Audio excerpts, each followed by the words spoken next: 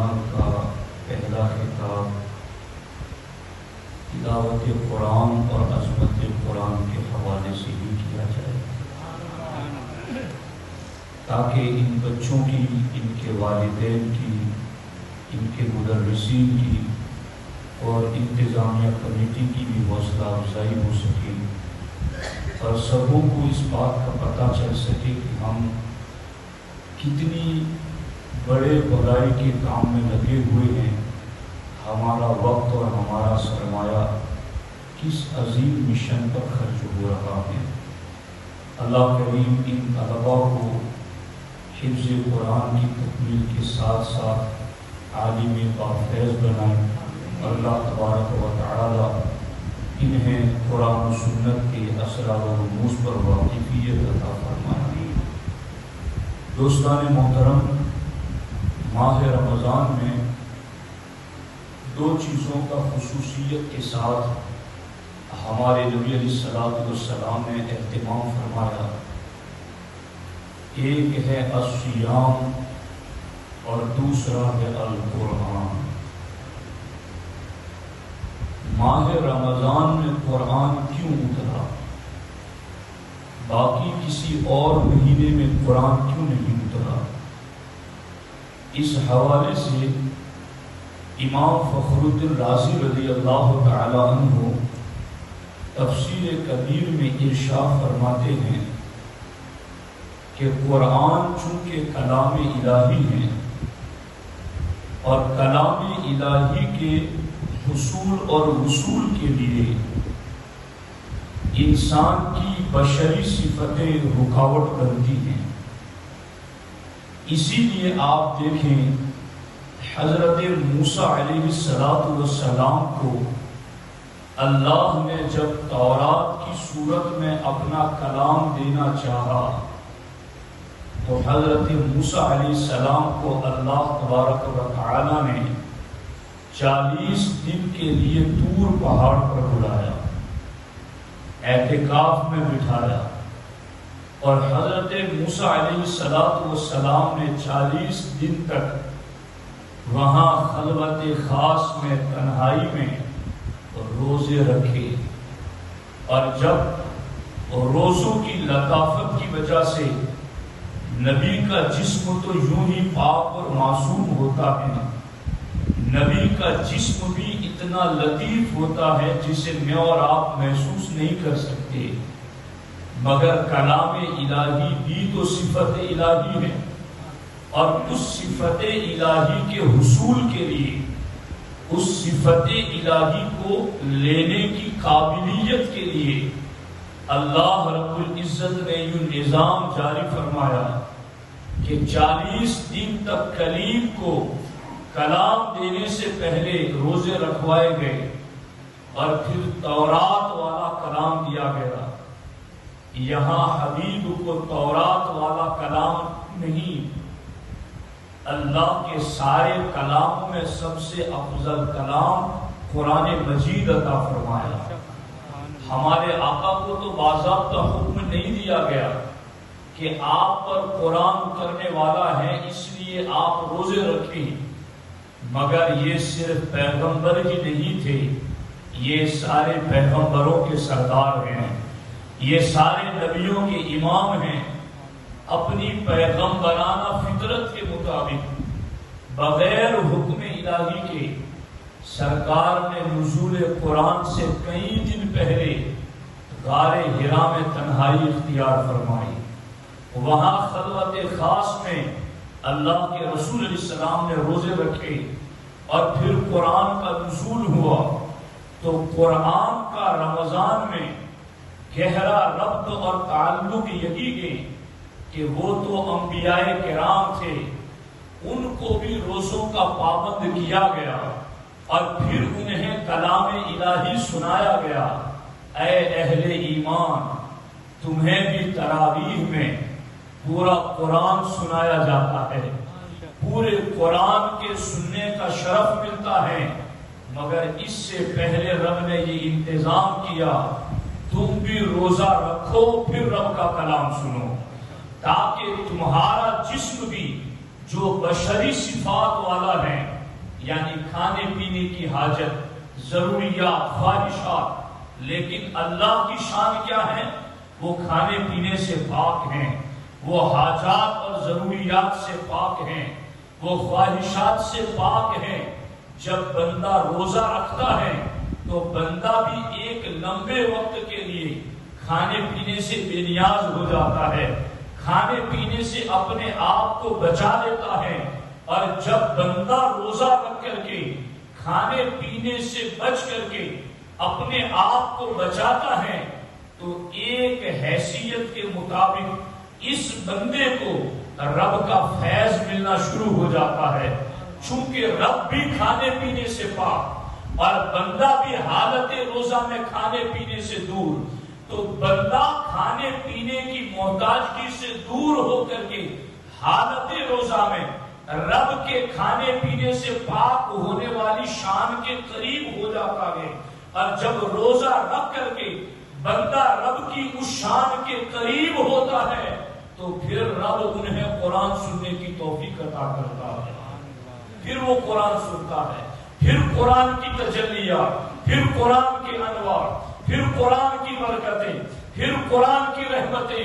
چونکہ اس کا باطن روزے کی وجہ سے صاف ہو جاتا ہے، اب اس کا باطن قرآن کے انوار جھیلنے کے قابل ہو گیا ہے، اب اس کا باطن قرآن کی تجلیات برداشت کرنے کے قابل ہو گیا ہے۔ اسی لیے انتظام کیسا رکھا؟ دن کو روزہ رکھو، روزہ رکھ کر کے باطن پاک کرو، پھر رات کو آؤ رب کا کلام سنو۔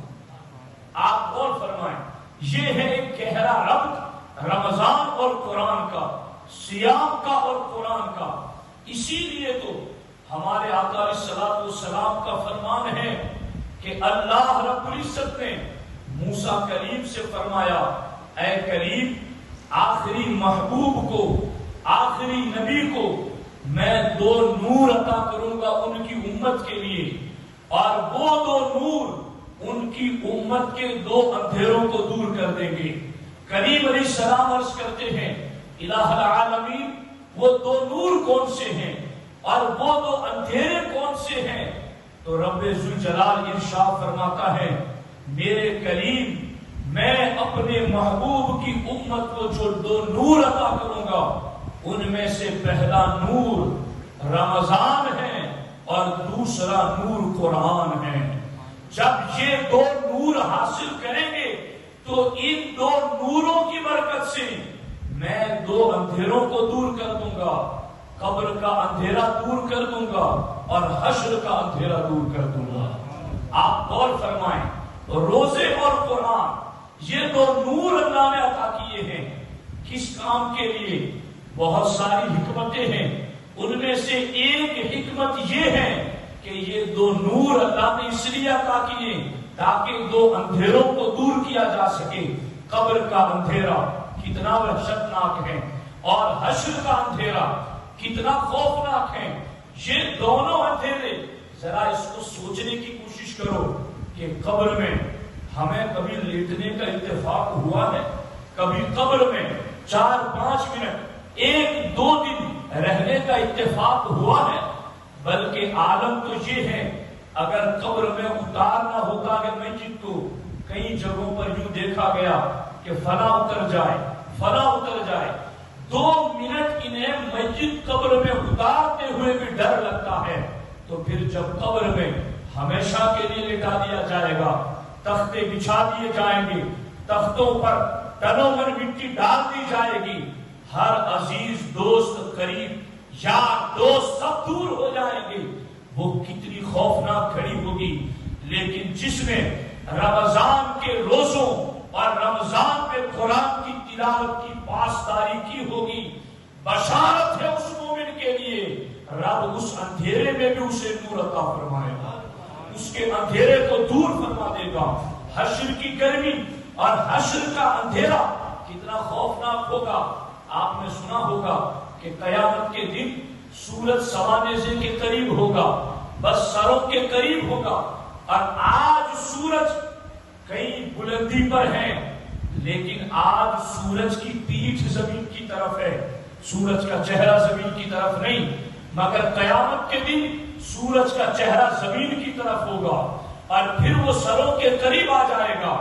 لیکن عالم یہ ہوگا، کوئی سمجھ سکتا ہے کہ جب سورج اتنے دور ہے تو اتنی روشنی ہے، جب قریب آ کر کے چہرہ زمین کی طرف ہوگا تو پھر اندھیرا کہاں باقی رہے گا.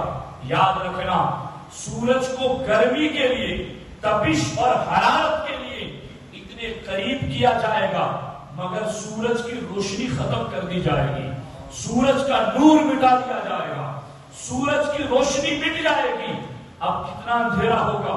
اور ایسے اندھیرے کے اندر اگر مومن اندھیرے کو دور کرنا چاہتا ہے، اسے نور چاہیے، روشنی چاہیے، تو قریب رب نے رحیم نبی کے ذریعہ ہمیں اس ظلمت میں نور کا بندوبست عطا کر دیا.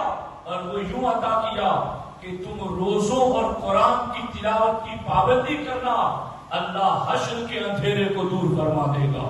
تو یہ ہے قرآن کا رمضان میں روزوں کے ساتھ گہرا تعلق. اسی لیے تو ہمارے نبی فرماتے ہیں الصیام والقرآن یشفعان. سرکار فرماتے ہیں قیامت کے دن روزہ بھی شفاعت کرے گا اور قرآن بھی شفاعت کرے گا.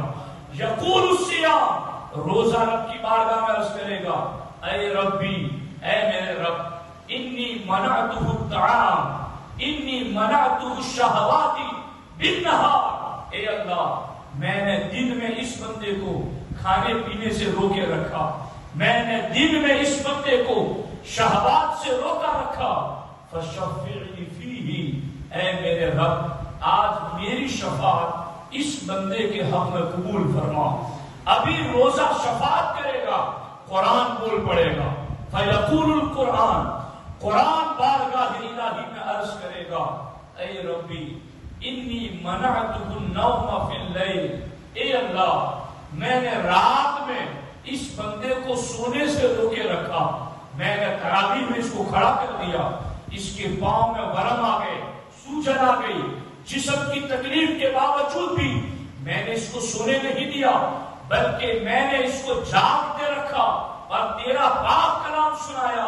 اے ربی فشفعنی فیہ، اے اللہ، اب اس مومن اور مومنہ کے بارے میں میری شفاعت قبول فرما.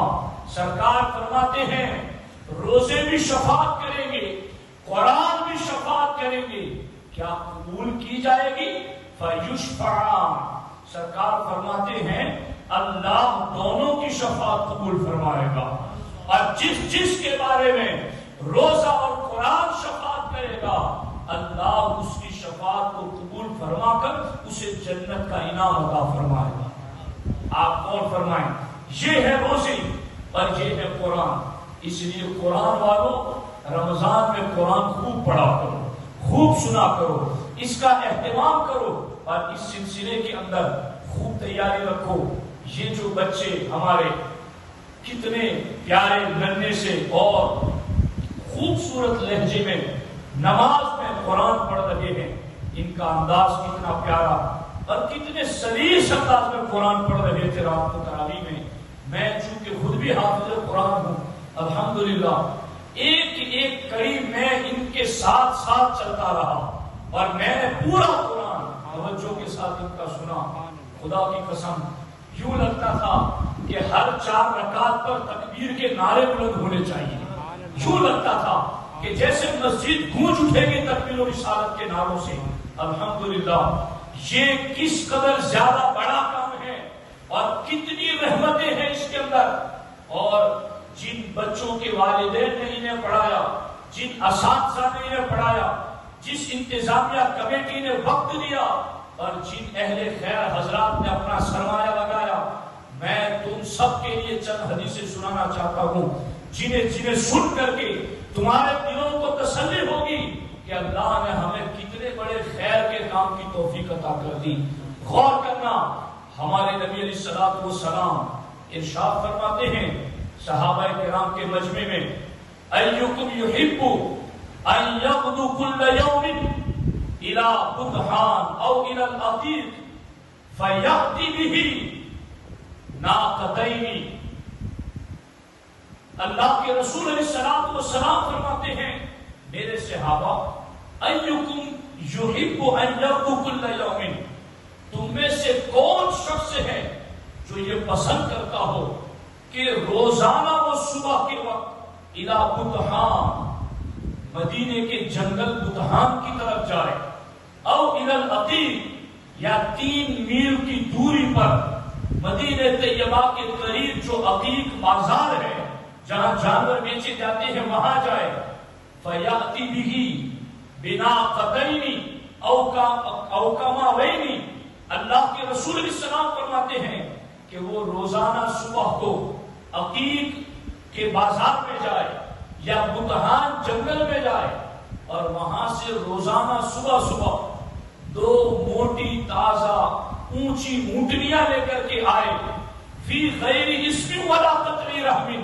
بغیر کسی گناہ کے اونٹنیاں لے کر آئے، بغیر کسی رشتے کو توڑے اونٹنیاں لے کر آئے۔ یعنی آپ غور فرمائیں کہ آج اگر کسی کے گھر کے آگے قیمتی گاڑی پڑی ہوئی ہو تو گاڑی دیکھ کر لوگ اندازہ لگاتے ہیں یہ سرمایہ دار کا گھر ہے۔ عرب میں اس دور میں کسی کے گھر کے آگے 1-2 اونٹنیاں بندھی ہوئی ہوتی تو وہ اتنا ہی بڑا مالدار سمجھا جاتا تھا، یعنی اونٹنیاں اتنی قیمتی تھی اس زمانے کے اندر۔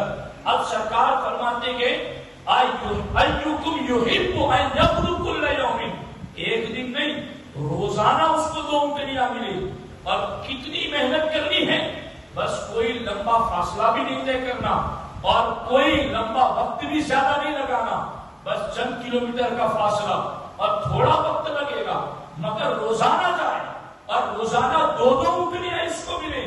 کیا تم یہ چاہتے ہو؟ تو صحابہ کرام میں سے ہر ایک نے عرض کیا نعم نحب ذلک یا رسول اللہ صلی اللہ علیہ وسلم، حضور ہم میں سے ہر کوئی یہ چاہتا ہے کہ ہر صبح کو ہمیں بغیر گناہ کیے ہوئے، یعنی چوری بھی نہیں کرنی ہے، کسی کا چھین کے بھی نہیں لانا ہے، بس روزانہ تمہیں 2 اونٹنیاں مل جائے۔ تو سارے صحابہ نے کہا ہاں حضور نحب ذلک، ہمیں یہ پسند ہے۔ تو ہمارے آقا علیہ السلام نے ارشاد فرمایا آیتین من کتاب اللہ خیر لہ من ناقتین، سرکار فرماتے صبح صبح اگر تم قرآن کی 2 آیتیں پڑھ لو تو یہ تمہارے لیے 2 اونٹنیوں سے بہتر ہے، اگر تم قرآن کی 3 آیتیں پڑھ لو تو یہ تمہارے لیے 3 اونٹنیوں سے بہتر ہے، اگر تم 4 آیتیں پڑھ لو تو یہ تمہارے لیے 4 اونٹنیوں سے بہتر ہے۔ سرکار فرماتے ہیں تم آیتیں بڑھاتے جاؤ، ادھر رب کی بارگاہ سے اونٹنیوں والا انعام بھی ملتا چلا جائے گا۔ اب غور فرمائیں، یہ جو بچے قرآن پڑھ رہے ہیں ایک آیت تو نہیں پڑھ رہے ہیں جی، سینکڑوں آیتیں، اور وہ بھی نماز کے علاوہ میں بھی نہیں، نماز میں پڑھ رہے ہیں، اور وہ بھی پھر باقی مہینوں میں نہیں، ماہ رمضان میں پڑھ رہی ہیں، اور رمضان کے بھی دن میں نہیں رات میں پڑھ رہے ہیں، اور پھر اکیلے نہیں پڑھ رہے ہیں، سینکڑوں لوگ ان کے پیچھے سن بھی رہے ہیں۔ اور رمضان، مسجد، اللہ کا گھر، یہ کتنی رحمتیں ہیں۔ ان بچوں کے ایک ایک حرف پڑھنے پر ان کے اساتذہ بھی نیکی میں شریک ہیں، ان کے والدین بھی نیکی میں شریک ہیں، ان کا تعاون مدد کرنے والے بھی شریک ہیں، اور انتظامیہ کمیٹی کا ہر فرد بھی اس اجر میں شریک ہے۔ آپ غور فرمائیں، اسی لیے سرکار فرماتے ہیں الماہر بالقرآن مع الکرام البررہ، سرکار فرماتے ہیں قرآن کا ماہر قیامت کے دن معزز فرشتوں کے ساتھ چلے گا، قرآن کا ماہر قیامت کے دن معزز نبیوں کے ساتھ چلے گا۔ آج لوگ سوچتے ہیں کہ مجھے کسی بڑے کے ساتھ 2 منٹ بیٹھنے کا موقع مل جائے، کوئی بڑا دنیا کے اعتبار سے ہو، کوئی کسی لحاظ سے ہو، سیلفی لے لوں ایک ساتھ میں، بڑی عزت مل جائے گی۔ ارے نبیوں سے بڑا کون ہے، رسولوں سے بڑا کون ہے، فرشتوں سے بڑا کون ہے؟ اور قیامت کے دن کی گھڑی میں جب یہ عالم ہوگا یوم یفر المرء من اخیہ وامہ وابیہ وصاحبتہ وبنیہ لکل امرئ منہم یومئذ شأن یغنیہ، رب فرماتا ہے ماں بیٹی سے جدا ہو جائے گی، باپ بیٹے سے جدا ہو جائے گا، لکل امرئ منہم یومئذ شأن یغنیہ، ہر ایک کو اپنی اپنی فکر ہوگی۔ جب ہر ایک کو اپنی اپنی فکر ہوگی تب حافظ قرآن اور عالم قرآن وہ چلے گا تو نبیوں کے ساتھ چلے گا، وہ چلے گا تو رسولوں کے ساتھ چلے گا، وہ چلے گا تو معزز فرشتوں کے ساتھ چلے گا۔ اسی لیے اس قرآن کی برکتوں سے مرتبے بھی بڑے بلند ہوتے ہیں۔ ہمارے آقا علیہ السلام ارشاد فرماتے ہیں ان اللہ تعالی یرفع بہذا الکتاب اقواما ویضع به آخرین۔ سرکار فرماتے ہیں اللہ اسی قرآن کی وجہ سے کئی قوموں کو بلندی عطا فرمائے گا، اور کئی قوموں کو اسی قرآن کی وجہ سے اللہ گرا دے گا، ذلیل کر دے گا۔ کیا مطلب ہے اس کا؟ یہ قرآن کی بلندی سمجھو کہ یہ قرآن پڑھنے والا، یہ عالم قرآن، حافظ قرآن اگر مصلی پر کھڑا ہے تو یہ نہیں دیکھا جاتا یہ کس نسب کا ہے، یہ کس ملک کا ہے، یہ کس برادری کا ہے، یہ کس بڑے باپ کا بیٹا ہے یا کس چھوٹے باپ کا بیٹا ہے، بلکہ جب وہ مصلی پر کھڑا ہوتا ہے تو قرآن اس کو اتنی بلندی دیتا ہے کہ کروڑ پتی بھی پیچھے کھڑا ہے کہ یہی کہتا ہے اقتدیت بہذا الامام، میں اس امام کے پیچھے کھڑا ہوا ہوں، اس کے قدم جہاں لگے ہیں بڑے بڑوں کے سر وہاں لگے ہیں۔ یہ رب کے کلام کی بلندی ہے کہ رب نے تمہارے بیٹے کو اتنا بلند فرما دیا ہے کہ اس کے قدموں میں اب لوگوں کے سر رب کی بارگاہ میں جھک لگے ہیں۔ اللہ نے اتنی بلندی عطا کر دی ہے، کون نہیں چاہے گا کہ میرا بیٹا حافظ القرآن نہ بنے؟ اور کل تو والدین کے جذبات ہی کچھ الگ رہے ہوں گے جب انہوں نے اپنے بیٹوں کا قرآن سنا ہوگا اور سننے کے حوالے سے سنا ہوگا تو یقیناً ان کے بھی جذبات میں بڑی پختگی آئی ہوگی اور ان کے لیے بھی بڑی بشارتیں ہیں۔ اب میں آپ کو ایک حدیث پاک سناتا ہوں اور اس کے بعد پھر ایک بات اور پھر گفتگو ختم کرتے ہیں۔ توجہ سے سننا اس بات، مشکات میں یہ حدیث پاک موجود ہے۔ حضرت سیدنا اسید بن حضیر رضی اللہ تعالی عنہ صحابی رسول ہیں، وہ فرماتے ہیں کہ میں رات کو اپنے گھر بیٹھ کر قرآن کی تلاوت کر رہا تھا اور سورۃ البقرہ شریف پڑھ رہا تھا۔ حضرت اسید بن حضیر فرماتے ہیں کہ قریب میں میرا گھوڑا بھی بندھا ہوا تھا اور گھوڑے کے قریب میرا بیٹا یحییٰ نام کا بھی سویا ہوا تھا۔ حضرت اسید بن حضیر کہتے ہیں جب میں نے قرآن پڑھنا شروع کیا تو اچانک گھوڑا بدکنے لگا، اچھل کودنے لگا۔ حضرت اسید فرماتے ہیں کہ میں نے پڑھنا بند کیا اور جیسے ہی میں نے قرآن پڑھنا بند کیا تو گھوڑا جیسا تھا ویسا ہی پرسکون ہو گیا۔ تو میں نے کہا کہ چلو کوئی بات نہیں، پھر میں نے قرآن پڑھنا شروع کیا، مگر جیسے پھر میں نے قرآن شروع کیا پھر گھوڑا بدکنے لگا، اچھل کودنے لگا۔ میں نے پھر قرآن پڑھنا بند کیا تو پھر گھوڑا پرسکون ہو گیا، پھر پڑھا میں نے قرآن، پھر اچھل کودنے لگا۔ حضرت اسید بن حضیر رضی اللہ تعالیٰ عنہ فرماتے ہیں مجھے لگا کہ میرا بیٹا بھی ساتھ میں سویا ہوا ہے، یہ گھوڑا کہیں میرے بیٹے کو تکلیف نہ پہنچا دے، تو اس لیے وہ اپنے بیٹے کے پاس آئے۔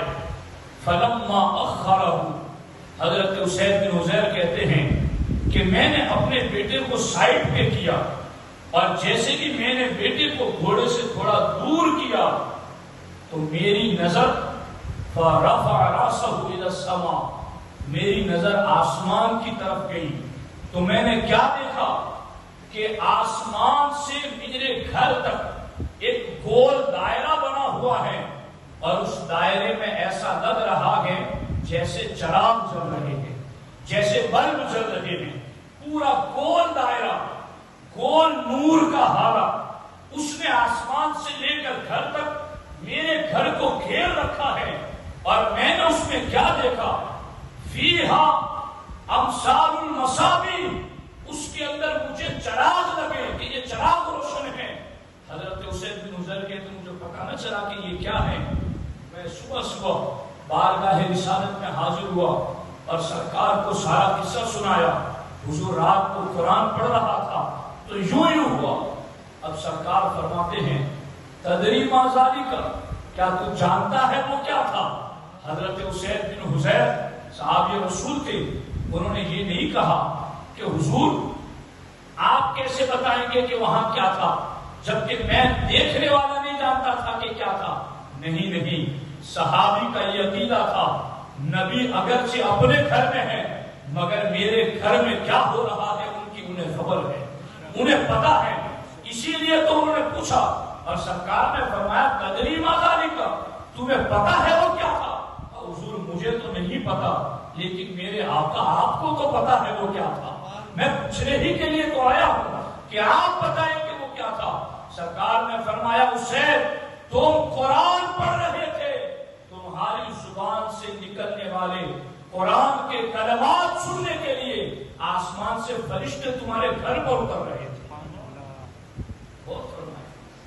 کہ جب ہم مسجد میں رمضان میں قرآن پڑھے، گھروں میں قرآن پڑھے، بچے ہمارے حافظ قرآن تراویح میں قرآن پڑھے تو کتنی برکتیں ہوں گی، کس قدر گھروں میں رحمتوں کا نزول ہوگا. اس لیے اب ایک آخری بات یہ بھی سنو، گجرات کی سرزمین پر جو ہمارا گجرات ہے وہاں سلطان محمود اول ہجری سن 9 میں وہ وہاں کے بادشاہ اور تراویح پڑھی جا رہی تھی رمضان میں قرآن کی. 26ویں روزے تراویح کے بعد سلطان محمود علیہ الرحمہ تشریف فرما ہے اور ان کے ارد گرد علماء کی ایک جماعت بیٹھی ہوئی ہے اور علماء سلطان محمود کے سامنے حفظ قرآن کے فضائل بیان کر رہے ہیں کہ اگر کوئی حافظ قرآن ہے تو قیامت کے دن اللہ تبارک و تعالی اس حافظ قرآن کو اور اس کے ماں باپ کو عرش کا ٹھنڈا سایہ عطا فرمائے گا اور اللہ اس حافظ قرآن کو اس کے ماں باپ کو ایسا نورانی تاج عطا کرے گا کہ جس کے سامنے سورج کی روشنی بھی ماند پڑ جائے، ایسا اللہ انعام عطا فرمائے گا. تو سلطان محمود نے اس محفل میں کہا مجھے یہ شرف کیسے ملے گا، میری اولاد میں سے تو ایک بھی حافظ قرآن نہیں، تو کاش کہ میری اولاد میں سے بھی کوئی ایک حافظ قرآن ہوتا. جب سلطان محمود نے محفل میں یہ بات کی تو اسی محفل میں ان کا بیٹا بھی بیٹھا تھا خلیل خان. جب اپنے باپ کی یہ حسرت بھرے جملے انہوں نے سنے تو اب انہوں نے رمضان جیسے ہی ختم ہوا اپنا شہر چھوڑ دیا، دوسرے علاقے میں چلے گئے، رات دن قرآن کی یاد کرنے میں مشغول ہو گئے. دن کو بھی قرآن یاد کر رہے ہیں، رات کو بھی قرآن یاد کر رہے ہیں. ہے بادشاہ کا بیٹا، اپنے وقت کے شہنشاہ کا بیٹا، مگر قرآن کے حفظ سے اس باپ کو بھی کتنی رغبت اور اس بیٹے کو بھی کتنا شوق کہ مجھے اور میرے باپ کو یہ انعام مل جائے. حقیقت دیکھنے جائیں تو لوگوں کو آج ہر جگہ دنیا ہی دنیا نظر آتی ہے کہ بس کون سا فن ہنر سیکھے کہ دنیا زیادہ کمائیں. یہ شاہ ہوتے تھے مسلمان کہ جو اپنی اولاد کے لیے یہ تمنا کرتے کہ کاش میری اولاد حافظ قرآن ہو جائے، اور پھر وہ اولاد بھی کیسی فرما بردار چلے گئے دوسرے شہر میں، رات دن قرآن کو حفظ کرنے میں لگ گئی، یہاں تک کہ آنکھیں سرخ ہو گئی، جسم کمزور پڑ گیا. ڈاکٹر کو دکھایا گیا تو کہا کچھ دن کے لیے قرآن کی تلاوت بند کر دو، تمہاری آنکھیں سرخ ہو گئی ہیں. اس شہزادے نے کہا آنکھیں سرخ ہو گئی تو کیا بات ہے، قیامت کے دن سرخ روئی تو مل جائے گی، قیامت کے دن یہ سر بلند تو ہو جائے گا، کوئی بات نہیں، کوئی پرواہ نہیں، میں قرآن ہی مکمل کروں گا. سال ہوتے ہوتے خلیل خان نے پورا قرآن حفظ مکمل کر دیا اور پھر آئے اپنے والد محترم سلطان محمود کے پاس اور کہا ابا حضور میں تراویح میں قرآن سناؤں گا. کہا تم نے کبھی یاد کر لیا؟ کہا حضور گزشتہ رمضان میں آپ نے تمنا کی تھی کہ کاش میری اولاد میں بھی کوئی حافظ ہوتا، تو میں نے آپ کی خواہش کی تکمیل کے لیے ایک سال میں حفظ قرآن مکمل کر لیا ہے، اور میں یہ چاہتا ہوں کہ میں تراویح پڑھاؤں. اور پھر روزانہ تراویح میں قرآن ختم فرماتے تھے. اس طرح 16 دن تک مسلسل تراویح میں ختم قرآن کرتے رہے، اور 16ویں دن سلطان محمود نے اپنے بیٹے کو سینے سے لگا لیا، پیشانی چومی اور کہا بیٹا میں تیرا شکر گزار ہوں کہ تو نے قیامت کی گرمی سے بچنے کا سامان کر دیا۔ تو آج لاکھوں روپے ہیں، کروڑوں روپے ہیں، جائیداد ہے، زمین ہے، مگر تھوڑی دیر کے لیے سوچو تو صحیح، کبھی قبرستان میں بھی جا کر جائزہ لو۔ ہم سے بڑے بڑے سرمایہ دار یہاں سوئے ہوئے ہیں، کیا آج ان کی دولت ان کی قبر میں ہے؟ ان کے محل ان کے قبر میں ہیں؟ کیا ان کی جائیداد ان کی قبر میں ہے؟ نہیں، لیکن اگر وہ حافظ قرآن اولاد کو بنا کر گئے ہیں تو میرا یقین ہے قرآن ان کی قبروں میں ضرور موجود ہے، قرآن کا فیض موجود ہے، قرآن کا نور موجود ہے۔ اس لیے کوشش کرو کہ حافظ قرآن بنو، نہ بن سکو اپنی اولاد میں بنو، اولاد میں نہ ہو وصیت کر کے مرو کہ بیٹا ہماری نسل میں ایک حافظ قرآن تو ضرور ہونا چاہیے۔ پھر قرآن کی برکتیں دیکھنا، بڑی برکتیں ہیں۔ میں نے یہاں ایک بات رہ گئی کہ جو میں نے حدیث پاک پڑھی نا، ان اللہ تعالی یرفع بہذا الکتاب اقواما، کہ اللہ اس کتاب کے ذریعہ قوموں کو بلند کرتا ہے۔ اس پر مجھے ایک حدیث پاک یاد ہے، ابن ماجہ میں یہ حدیث پاک موجود ہے۔ حضرت نافع رضی اللہ تعالی عنہ حضرت عمر کے دور میں مکہ المکرمہ کے گورنر تھے، اور حضرت نافع کو پتا چلا کہ امیر المومنین حضرت عمر فاروق اعظم رضی اللہ تعالیٰ عنہ مکہ شریف تشریف لا رہے، تو مکے کے جو گورنر تھے حضرت نافع، وہ مکے سے باہر نکلے مقام اسفان تک امیر المومنین کا استقبال کریں گے۔ تو جب حضرت امیر المومنین کا انہوں نے استقبال کیا، امیر المومنین نے انہیں دیکھ کر کہا کہ تم گورنر یہاں آ گئے ہو تو کس کو خلیفہ بنا کر آئے ہو؟ اپنا نائب کس کو بنا کر آئے ہو؟ تو حضرت نافع نے کہا میں نے ابن الابضی کو وہاں اپنا نائب بنایا ہے۔ کہا یہ ابن الابضی کون ہے؟ کہا یہ غلام ہے۔ تو حضرت عمر کے تیور بدل گئے، تم نے غلام کو نائب بنا دیا، غلام کو خلیفہ بنا دیا۔ تو حضرت نافع نے کہا حضور وہ غلام ضرور ہے مگر حافظ قرآن بھی ہے، وہ غلام ضرور ہے مگر عالم قرآن بھی ہے، وہ غلام ضرور ہے مگر علم میراث کے مسائل کا علم رکھتا ہے، میں نے اس علم کی برکت سے اسے اپنا نائب بنایا ہے۔ تو حضرت عمر نے کہا سچ فرمایا تھا میرے آقا نے کہ اللہ اسی کتاب کی وجہ سے بہتوں کو بلند فرمائے گا۔ یہ غلام ہے مگر آقا آج اس لیے بنا ہے کہ اس نے قرآن کو یاد کیا ہے، اس نے قرآن کو تھاما ہے۔ تو دوستو یہ قرآن دنیا میں بھی عزتیں دیتا ہے، آخرت میں بھی عزتیں دیتا ہے۔ اس قرآن کی عظمت کو جانو اور اس مہینے کے اندر خوب تلاوت کرو قرآن کی، اور ہو سکے تو کنز ایمان ترجمے کے ساتھ قرآن پڑھا کرو، قرآن سمجھا کرو کہ قرآن ہمیں کیا کہہ رہا ہے۔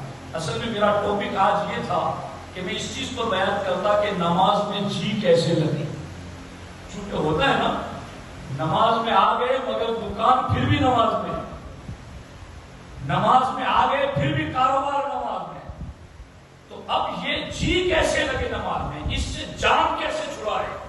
اس کو چھوڑ کے تو آئے مگر وہ جان نہیں چھوڑ رہی ہے، اس سے جان کیسے چھڑائے کہ کم از کم نماز میں بھی تو ہمارا جی لگے۔ تو یہ ٹاپک میں نے سوچا تھا، اور اس کو انشاءاللہ پھر آئندہ کی محفلوں میں دیکھیں گے۔ کل بچوں نے پڑھا ہی اتنا بہتر کہ مجھے اپنا ٹاپک چینج کرنا پڑ گیا۔ الحمدللہ میں ان بچوں کے والدین کے لیے، تمام کے لیے، تعاون کرنے والوں کے لیے، انتظامیہ کے لیے سب کی دعائیں کرتا ہوں۔ اور چونکہ میں جب سے یہاں آیا ہوں مسلسل کام میں لگا ہوا ہوں، تو یہاں بچوں کی تربیت کے لیے بھی روزانہ آدھا گھنٹہ میں آتا ہوں، اور آگے میں نے ہمارے حافظ فیضان صاحب سے مشورے کی کہ بھائی یہ بچے اب حافظ تو بن جائیں گے مگر پھر اس کے بعد کیا؟ چونکہ ہم نے گجرات میں یہ بھی دیکھا ہے کہ حفظ کرنے کے بعد پھر وہ راہ چھوڑ دیتے، چونکہ ان کے سامنے کوئی آپشن نہیں ہوتا ہے۔ اب آپشن کیوں نہیں ہوتا ہے یہ بھی ایک قابل توجہ بات ہے۔ اس لیے ساتھیوں کہ ہم نے علم قرآن، علم دین کی وہ قدر نہیں کی جو کرنی چاہیے۔ ہمارے یہاں ایک ڈاکٹر، انجینئر، ماسٹر، طلاقی، اس کی جو تنخواہ ہوتی ہے اس سے 4، 5 نہیں 10 گنا زیادہ کم حفظ پڑھانے والے کی تنخواہ، اس سے کئی گنا زیادہ کم عالم دین کی تنخواہ۔ یہ ساری چیزیں جب ماں باپ دیکھتے ہیں تو وہ اپنی اولاد کے فیوچر کے اعتبار سے سمجھتے ہیں کہ اگر ان کو چلو ہم نے برکت کے لیے حافظ کو بنا لیا ہے، مگر اب اگر ان کو اسی لائن میں رکھیں گے تو ان کا گزارا کیسے ہوگا؟ تو ساتھیوں، کیا ایسا نہیں ہو سکتا ہے کہ ہم جہاں دنیاوی اسکول میں دنیا کے لوگوں کے لکھی ہوئی کتابیں پڑھانے والے کو لوگ بڑی بڑی تنخواہیں دیتے ہیں، تو ہم اللہ کا کلام پڑھانے والے کو اچھی تنخواہ دیں، ہم اللہ کا کلام سمجھانے والے کو اچھی تنخواہ دیں، تاکہ آج ان کے والدین بھی یہ سوچنے کے لیے تیار ہو جائے، اپنے آپ کو تیار کر لیں کوئی بات نہیں، ہمارا بیٹا حافظ بن کے عالم بنے گا تو اس کا فیوچر خطرے میں نہیں ہے، بلکہ اس کا فیوچر بہتر طریقے پر ہی گزرے گا۔ اس کے لیے ہمیں کرنا کیا پڑے گا؟ ہمارا مدرسہ چشتیہ اشرفیہ آپ کے سامنے ہے، اور اس کی پروڈکٹ بھی آپ کے سامنے ہے، اس کی محنت بھی آپ کے سامنے ہے۔ میں جس کے پاس جاتا ہوں ہر کوئی مدرسے کی تعلیم کی خوبیوں بیان کرتا ہے کہ تعلیم بہت بہتر ہو گئی ہے، مگر ہمارا کام بس اتنا نہیں ہے، اس تعلیم کو اور آگے لے جانا۔ یہ جو میری تمنا ہے، میری درخواست ہے ان بچوں سے، ان کے والدین سے، کہ یہ بچے آج انہوں نے قرآن زبانی یاد کر لیا ہے، کوشش کرو کہ یہ بچے قرآن کو سمجھنے بھی لگ جائے، قرآن کے علوم بھی جان جائیں کہ یہ قرآن میں کیا ہے اور کیا نہیں ہے۔ بفضل تعالیٰ قرآن کا بڑا حصہ وہ ہے کہ جب میں تراویح سنتا ہوں تو میں سمجھتے ہوئے چلتا ہوں کہ کیا بات چل رہی ہے، کیا بات ہو رہی ہے، کون سا مسئلہ ہے اور کس زمانے کی بات ہو رہی ہے۔ یہ سارا کچھ تب ہوگا جب حافظ قرآن کے بعد بچہ عالم دین بھی بن جائے۔ اس لیے میری کمیٹی حضرات سے بھی درخواست ہے کہ یہ لوگ بھی کوشش کریں، انتظام کریں، محنت کریں کہ یہ بچے حفظ کے بعد مدرسہ چھوڑ کے چلے نہ جائیں، بلکہ ان کو پکڑ کے رکھیں، ان کو عالم دین بنائیں، ان کو سنواریں، ان کو خوبصورت بنائیں۔ اور کل ایسا ہو کہ جس کرسی پر بیٹھ کے میں بیان کر رہا ہوں، کل ہمارا بچہ یہاں بیٹھ کے بیان کرے اور ہماری تعلیم ہمارے بچے ہم تک پہنچائے تو وہ منظر کتنا خوبصورت ہوگا۔ اگر آپ وہ قرآن پڑھتے ہیں تو ہمیں اتنا اچھا لگتا ہے، کل وہ قرآن کی تعلیم ہم تک پہنچائیں گے تو کتنا اچھا لگے گا۔ اس کے لیے آپ کو اس مدرسے کا تعاون کرنا ہے، بھرپور لحاظ رکھنا ہے، اور انتظامیہ کمیٹی بھی اپنے عزائم، اپنے حوصلے اور اپنے منصوبے پکے رکھے، اور بچے اور ان کے والدین بھی اپنی نیتیں صاف رکھیں اور نیتیں بلند رکھیں۔ انشاءاللہ الرحمن ہم سارے مل کر کے اگر کوشش کریں گے نا تو اسلام زندہ ہو جائے گا انشاءاللہ۔